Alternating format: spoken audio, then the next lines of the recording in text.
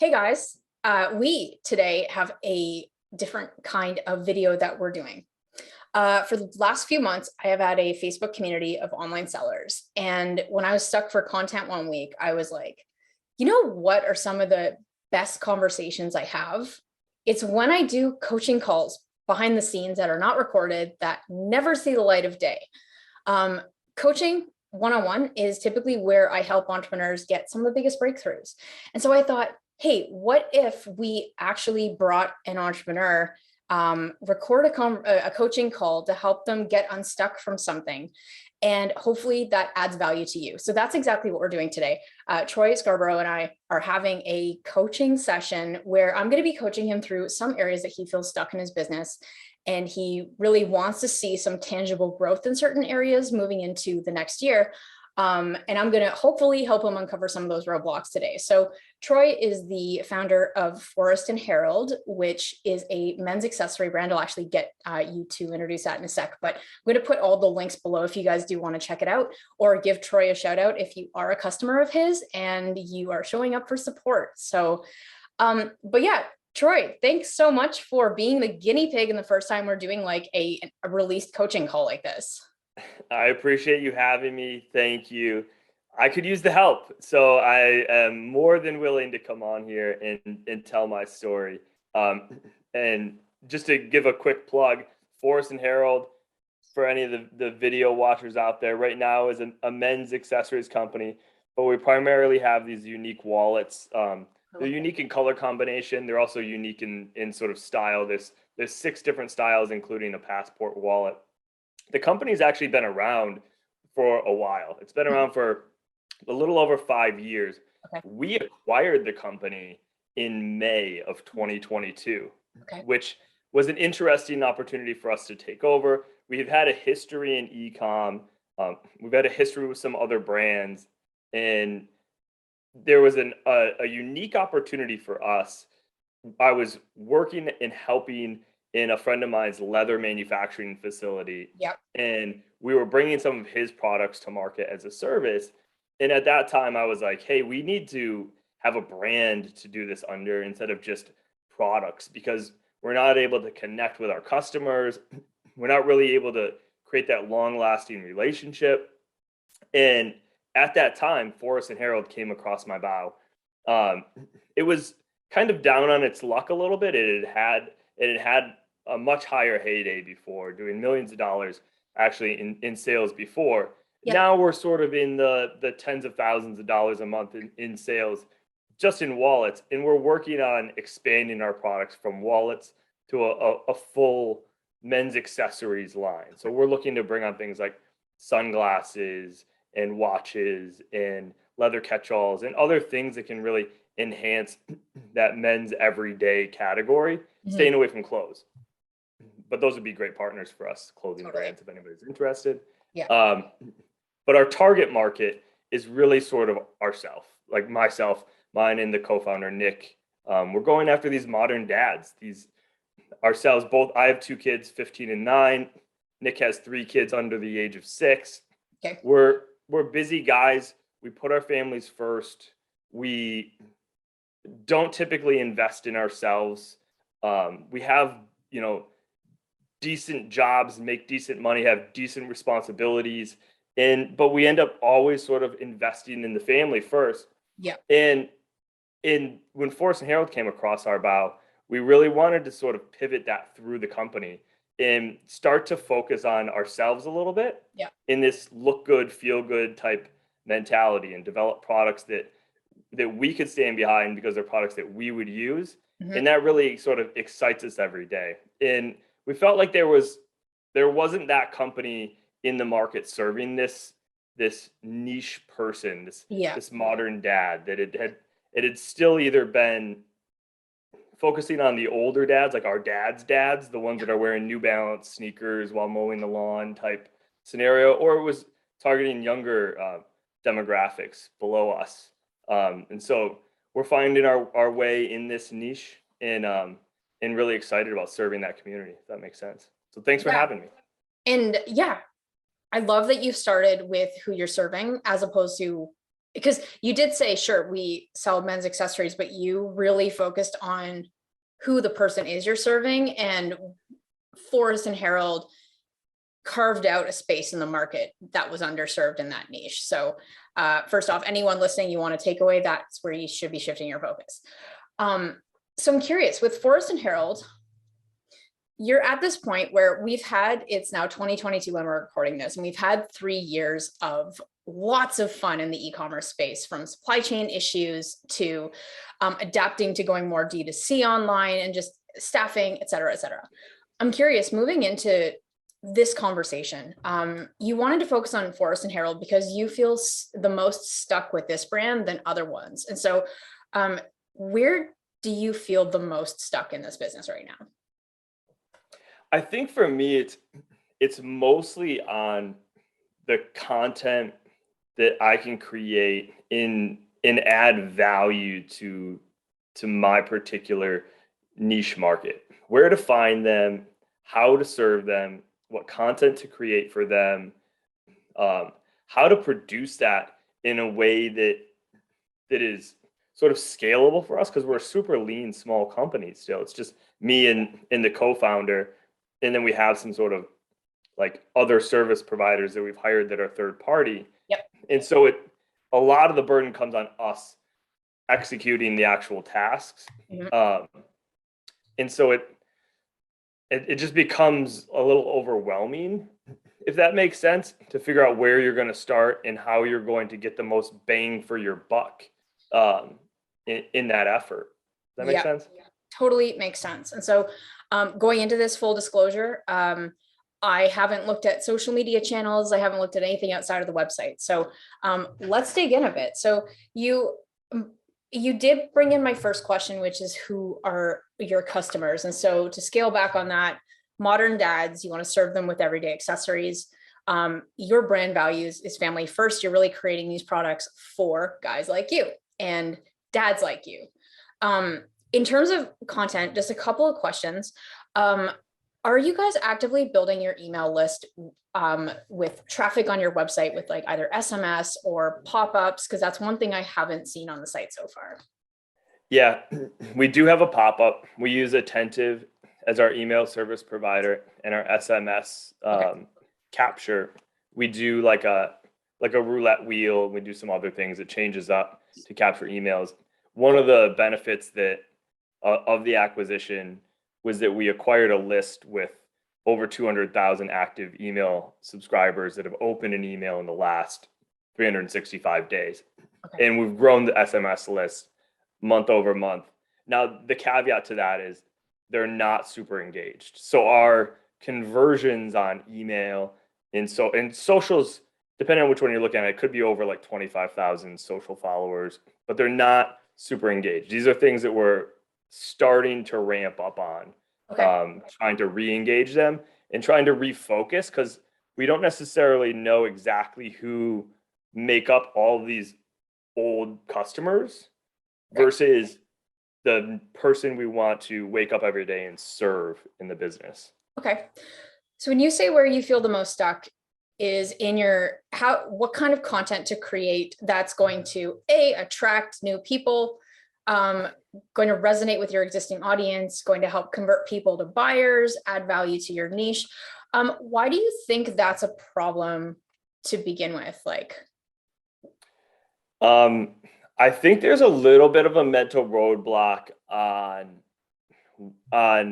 who our old buyer is and who we want to serve, and then therefore just giving up our existing customer base in converting everything to this new modern man focus, and if that sort of ostracizes some of our existing customers. And I've come to terms with doing that and moving on, but now it's really taking the action of creating the content that's going to serve them in a meaningful way. If you can give me an overview of the kind of content that you have been putting out in the last 6 months, what kind of content are you putting out? Through email, primarily, we do kind of like a like a 1-for-1 or a 2-for-1, depending on the time of year, where we try to just add value in email content. Yeah. And we try to do some sort of sales tactic with the other. Yeah. And we try to keep that fresh. 50% of our customers on Shopify are repeat customers. So we're definitely getting a significant conversion through email marketing. And that's one of the hesitations of really changing that. Social media marketing, it's been a lot of sort of just like generic lifestyle imagery posting. And we haven't really done any like short form video that's sort of why we came to you, is to start. We identified that that's the future. That's the thing that's going to work. And now we're trying to identify sort of our campaign strategy on how we would create content that would really create value in that community. So I don't know if you've done this. You've acquired a list of over 200,000 people. You've got an SMS list. You've got the audience, but over time, people stop engaging, and that's where your open rates and the sales that you generate from your list tend to go down over time.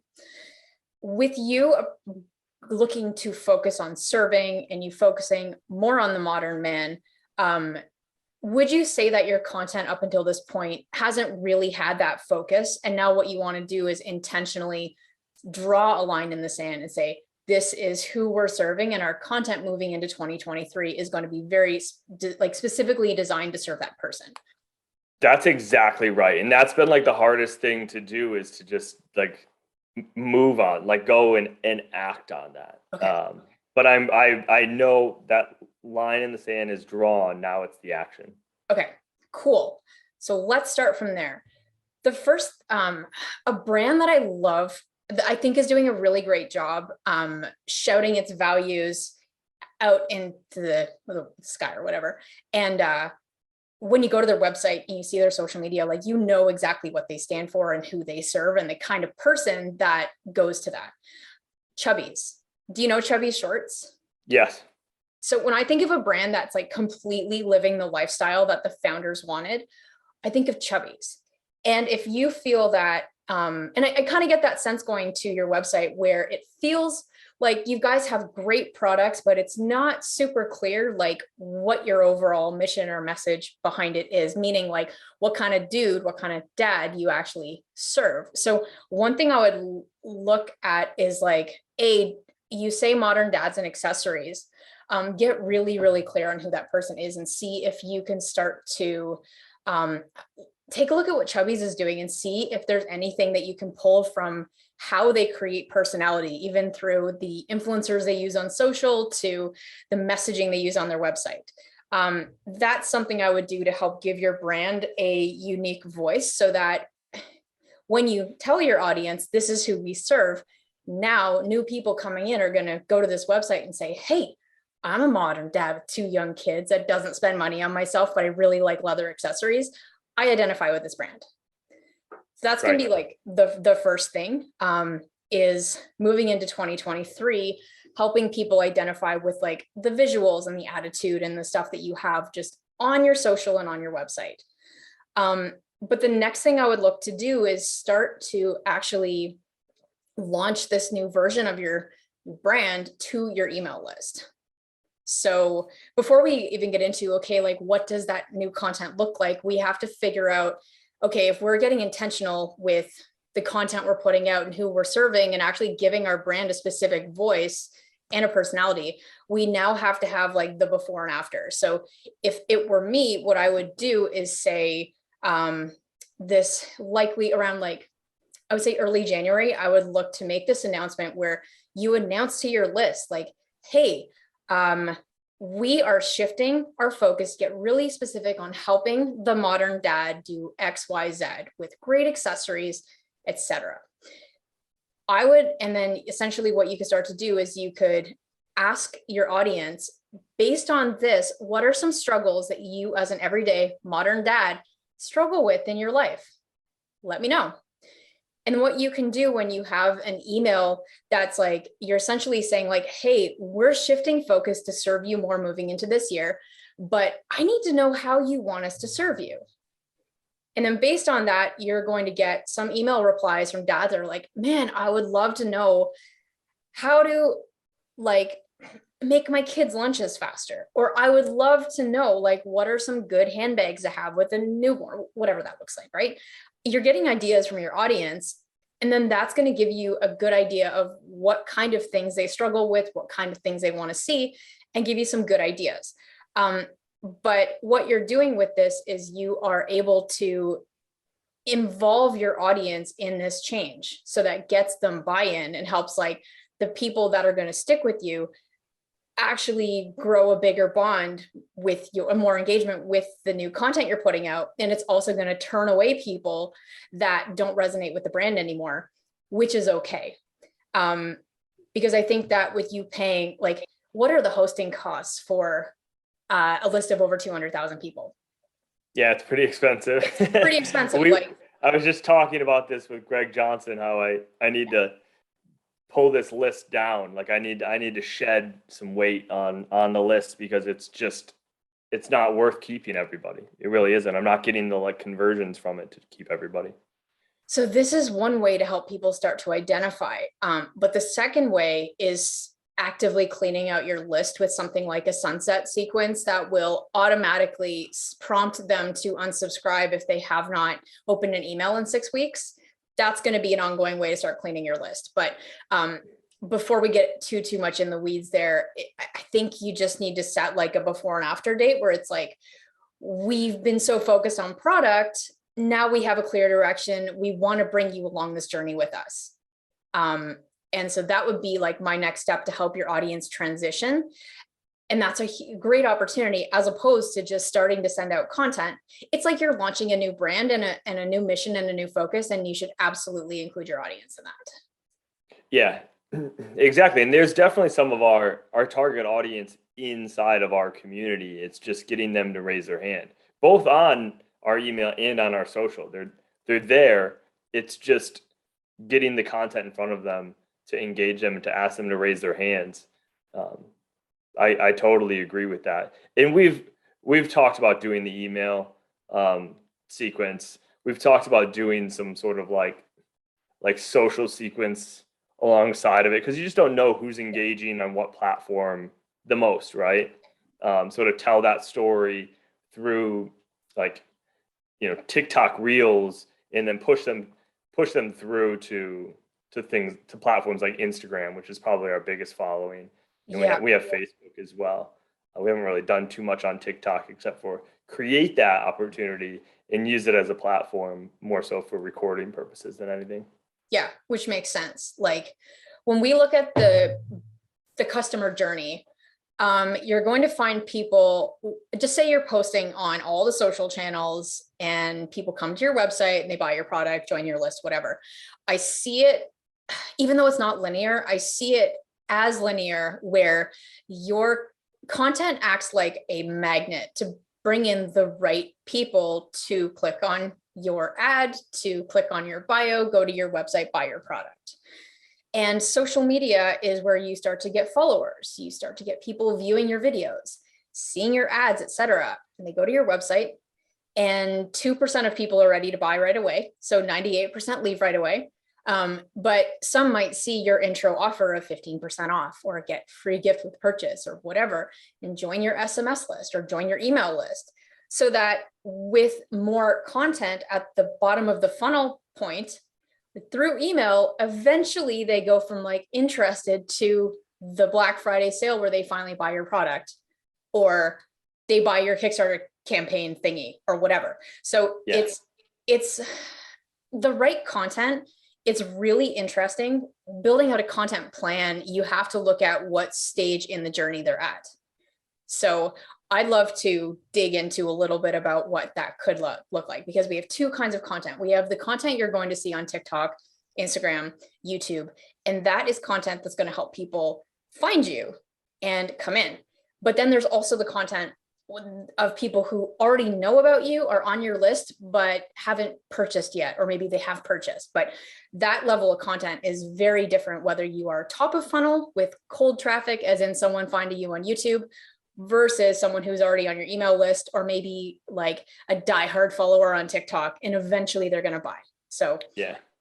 there are those two stages right there.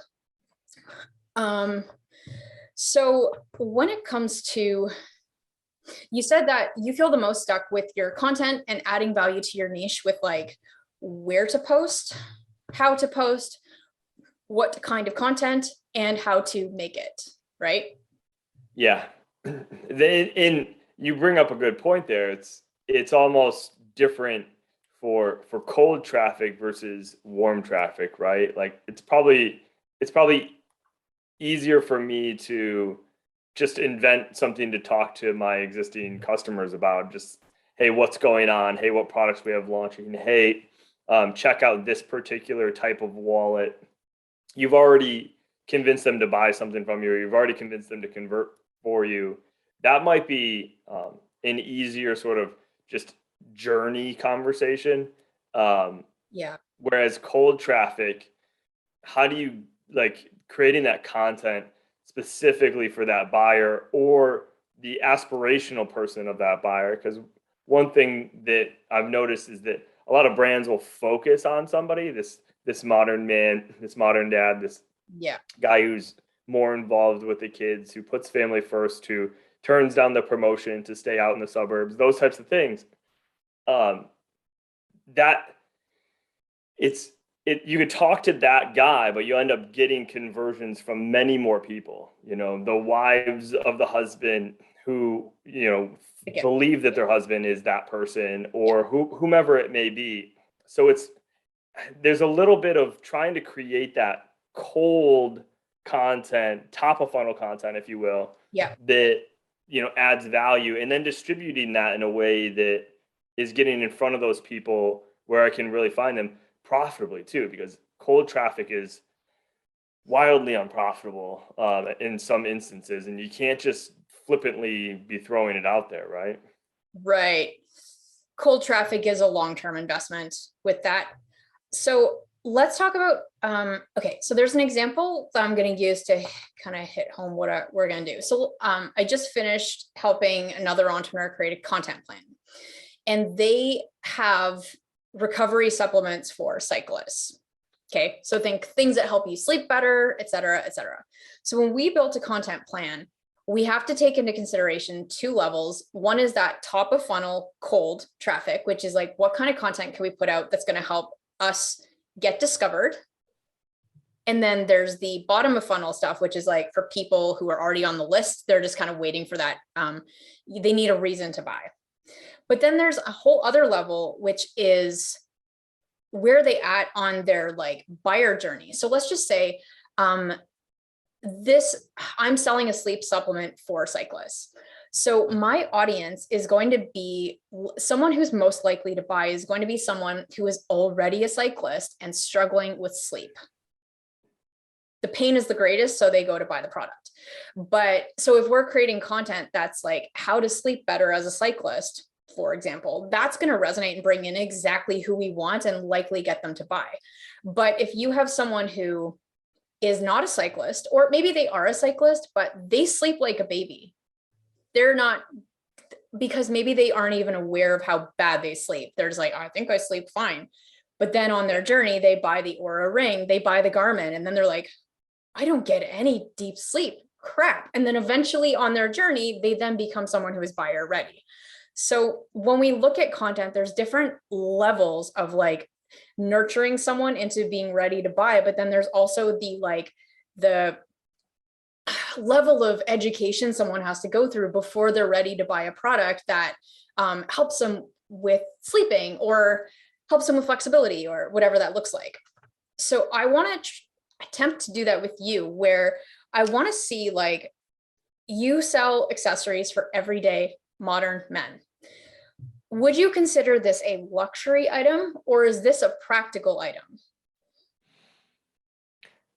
That's a good question. I would say that it's probably more in the practical camp, because we're not trying to make it overpriced by any means, because, you know, we're dads, we're going to invest in our families, you know, first, and And what we really want is a high quality item that's different from other ones in the market, that when we buy it, it's not this huge investment, if that makes sense. And that's why we're kind of staying into these everyday items.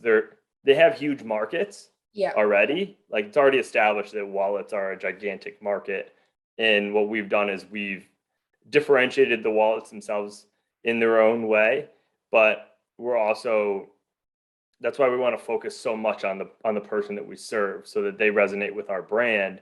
And that's one of the key reasons why they buy from us a wallet, when there's tons and tons of noisy wallet companies out there that you could compete with at some sort of like commodity level, if that makes sense. So what would you say are some of the top reasons people buy from you as opposed to other competing products? I know that people buy from us specifically because of the differentiation in the color combinations. Okay. I mean, if you're picturing a men's wallet right now, you're probably picturing a brown wallet or a black wallet. Yeah. Like your own dad had, or your husband has, or your boyfriend has, or whoever. And ours, while we have some of those, which people can default back to, we catch people's eyes with the color combinations, with like navy and rust. Yeah. It's a slim wallet, so it fits in your front pocket, which solves one of the problems for people, which is it's called like the fat back wallet syndrome. People sitting on their thick wallets can literally create like long-term nerve damage and back pain. Yeah. And that's something that we could focus on messaging on. Yeah. I just don't know how, if converting somebody for that would be ideal, or if too many people would be identifying with that not being a problem for them, right? Mm-hmm. We also have, like, in some of our wallets, we have option for RFID blocking. Awesome. So, if you're traveling and you've got your chip cards in there now, you don't want somebody to steal that. It's like your identity, your bank information. So, it's a small investment to get an RFID blocking wallet to save your identity. Yeah. Right. That's a problem that we solve for people. So let's try to think not linear, because you've given me reasons why people justify the purchase. People buy from emotions, but justify with logic. So the reason they buy yours are like, yeah, well, it's a minimalist design. It has unique color combinations, and it's going to keep my identity safe. Like, duh, of course I'm going to get this. They kind of like benefits to justify the purchase. But what are some problems that the everyday modern dad struggles with outside of shopping for a wallet? That's honestly one of the key things I'm trying to really hone in and identify on. I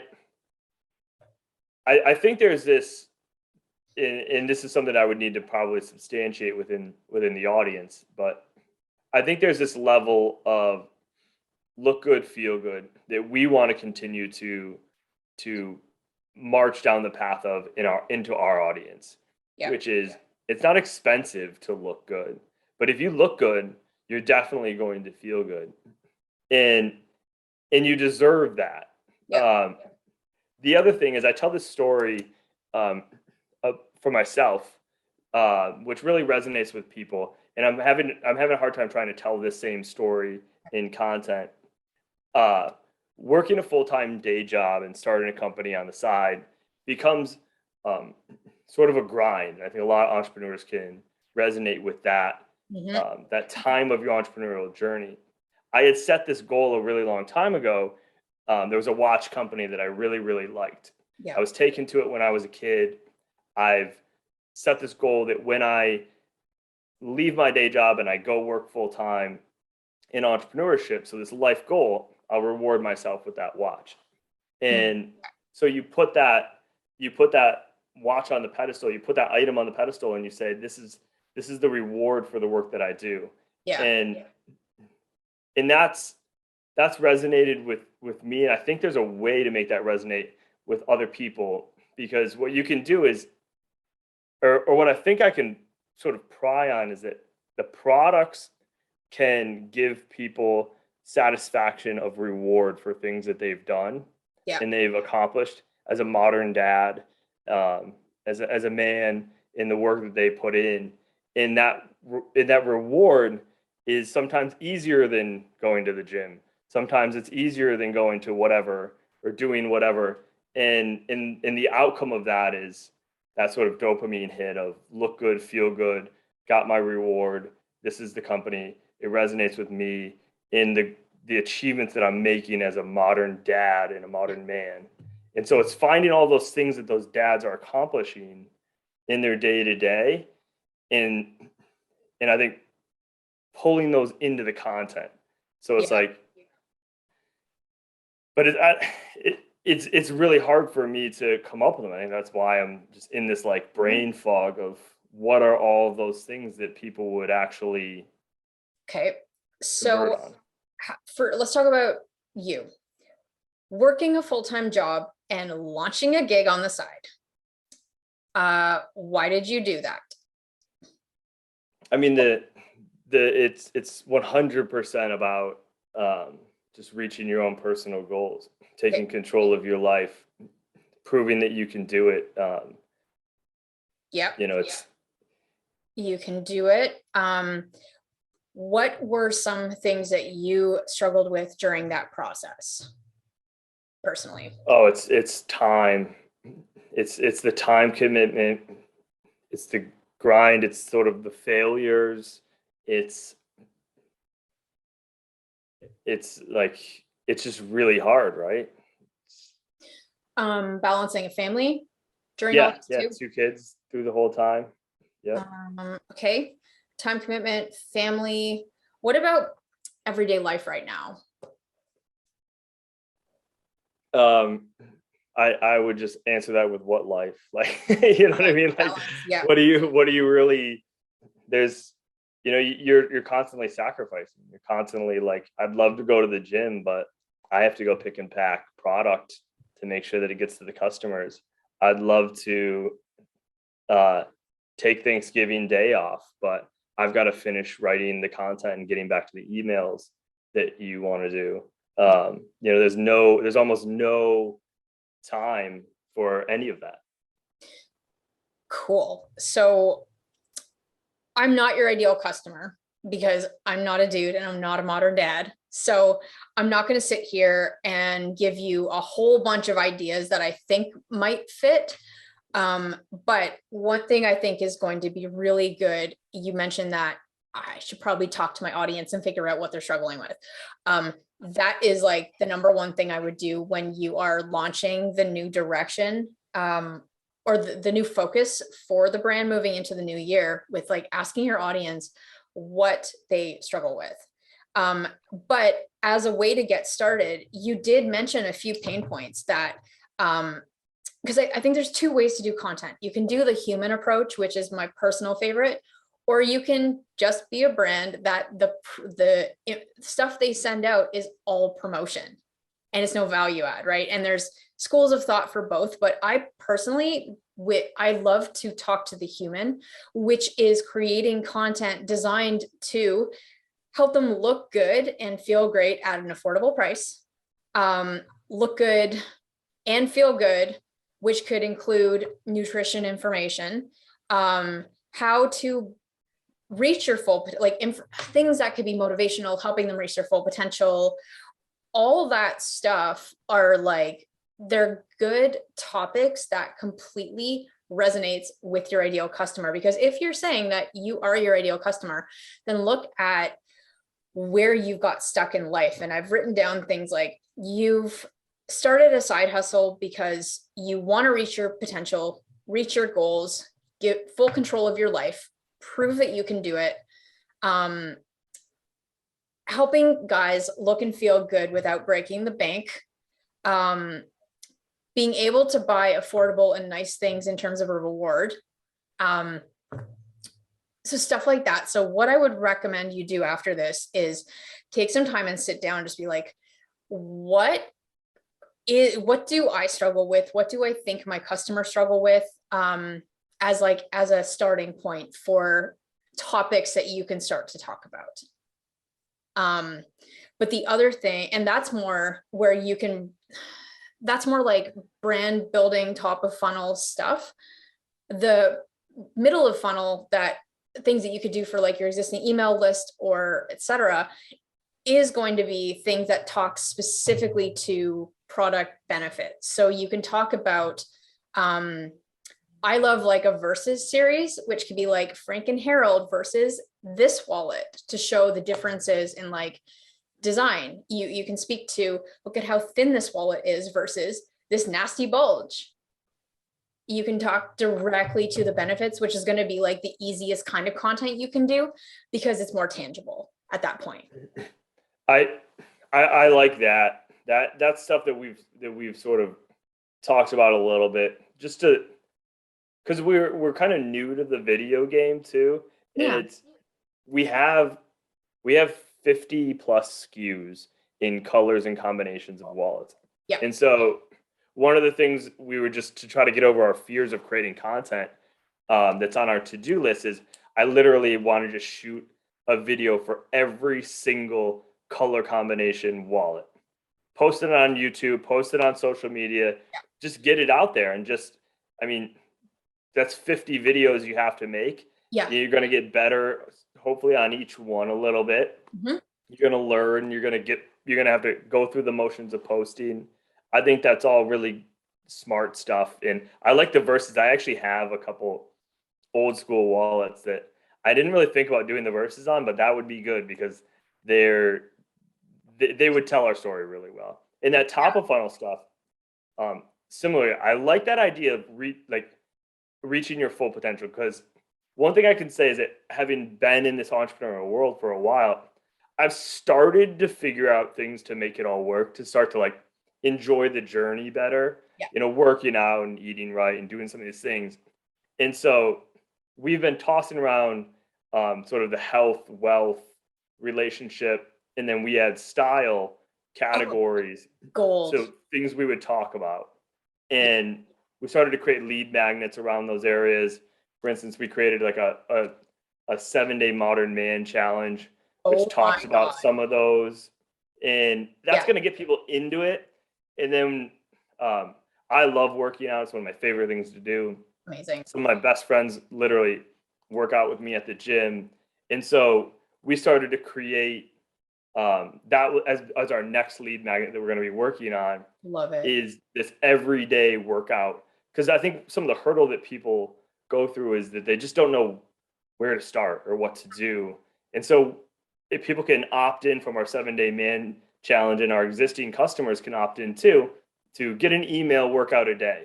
Whether you do the workout or not, you're going to get one in your inbox every single day.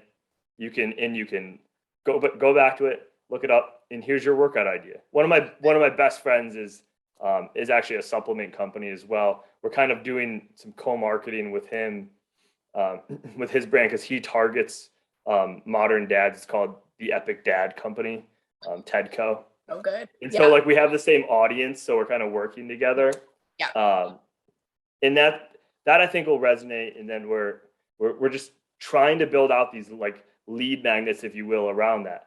Health, wealth, relationships, and then style.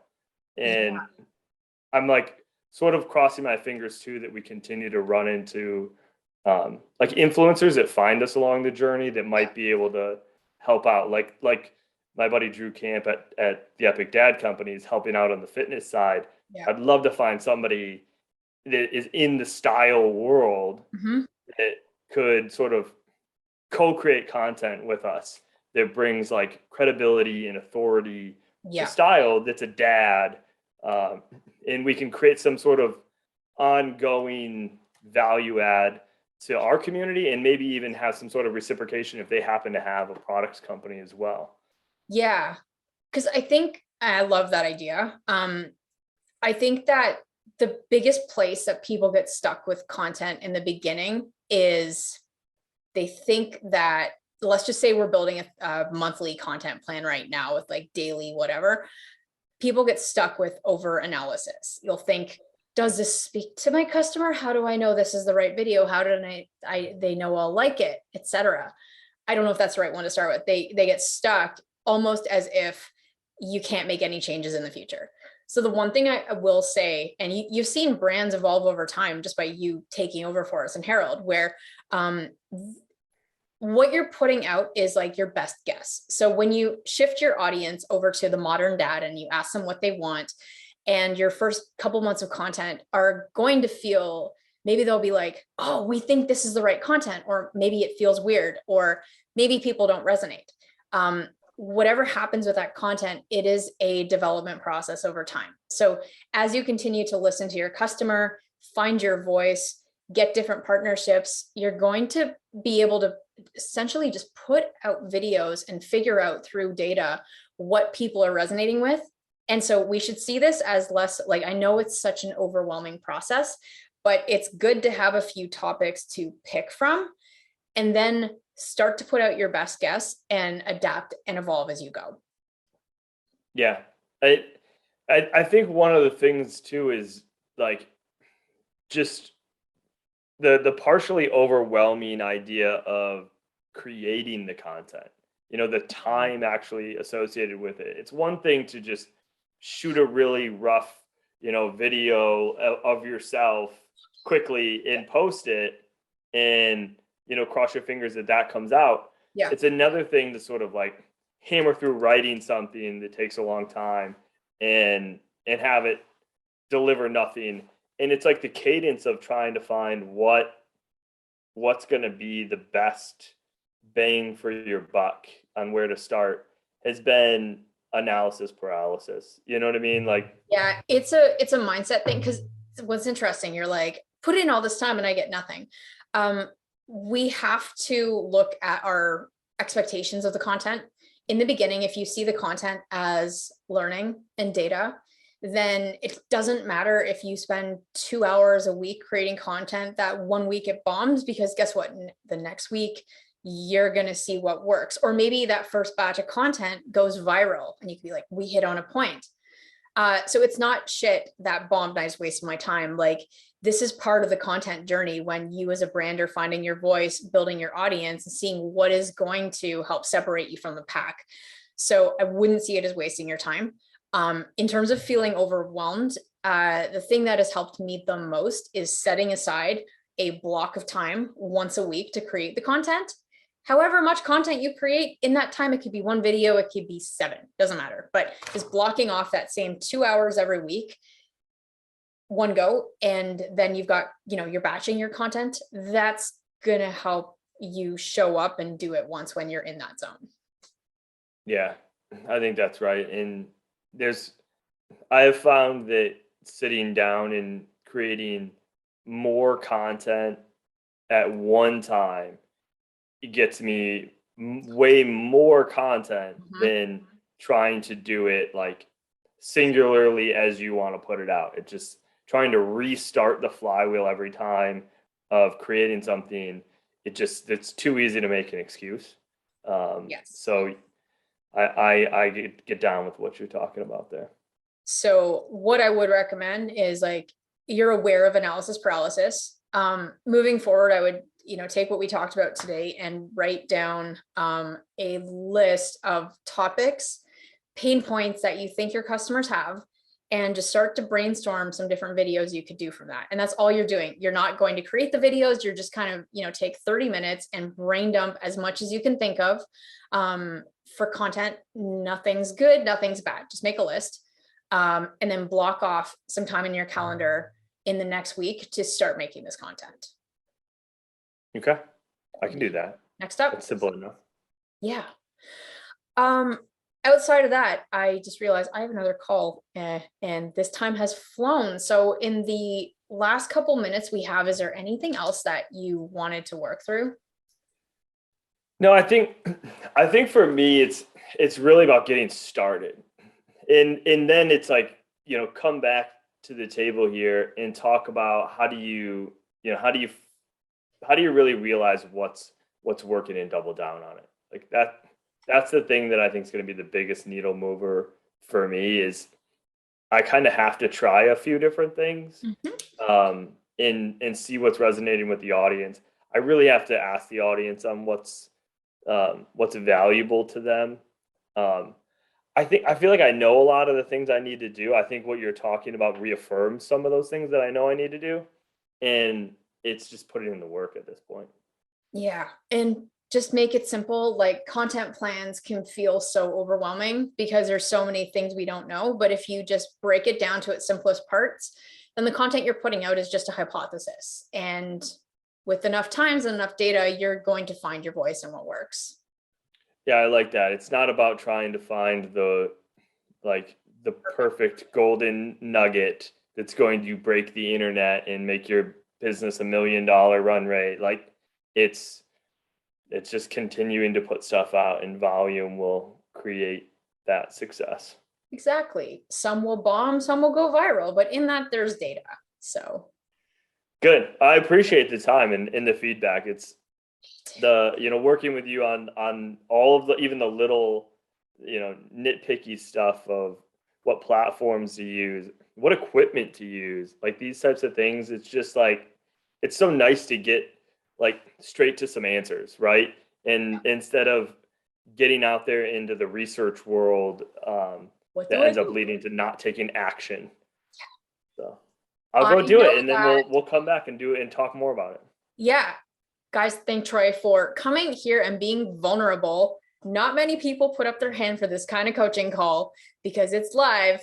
Sorry, not live, but anyway, I'm rambling. So thank you so much. This has been a pleasure. And if you want Troy to come back, just say the magic word in the comments. Thank you. Take care.